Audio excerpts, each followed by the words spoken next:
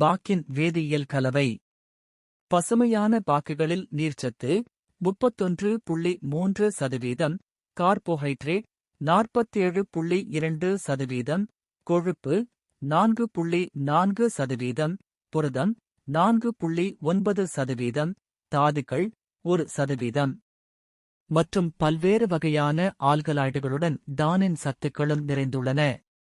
இளம்பச்சை நிறத்தில் உள்ள பாக்குகளில் டானின் சத்து அதிகமாக காணப்படும்.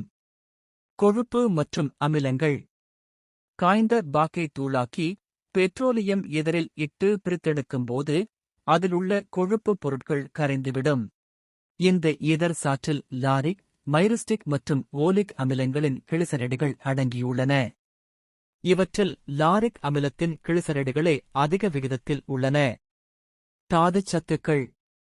பாக்கில் உள்ள தாதுக்கள் முக்கியமாக கால்சியம், பாஸ்பரஸ் மற்றும் இரும்புச் சத்துக்களால் ஆனவை. ஆல்கலாய்டுகள். பாக்கில் பலவிதமான ஆல்கலாய்டுகள் இருந்தாலும் அவற்றில் மிகவும் வீரியமிக்கது அரைகோலின் ஆகும். இது ஒரு வலுவான காரத்தன்மை கொண்ட நிறமற்ற மற்றும் மணமற்ற திரவமாகும். இது தவிர அரைகாய்டின், குவாகோலின் மற்றும் குவாசின் ஆகியவையும் இதில் உள்ளன. பாதிப்புகள் மற்றும் பயன்கள். உலர்ந்த பாக்கு வெற்றிலையுடன் மெல்ல பயன்படுத்தப்படுகிறது. மயக்கத்தன்மை. புதிய பச்சை பாக்குகளில் போதை தரும் பண்புகள் உள்ளன.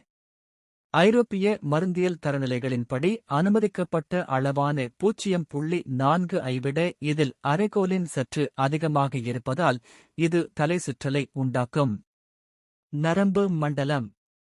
இந்த ஆல்கலாய்டின் அதிகப்படியான அளவு மைய மற்றும் புற நரம்பு மண்டலத்தை பாதிக்கும். இது வலிப்புக்கு முந்தைய பக்கவாதம் போன்ற நிலையை ஏற்படுத்தக்கூடும். மருத்துவ குணம். இளம்பாக்கின் சாறு மிக குறைந்த அளவில் உட்கொள்ளப்படும் போது அது மலச்சிக்கலை நீக்கும் ஒரு மலமிளக்கியாக செயல்படுகிறது.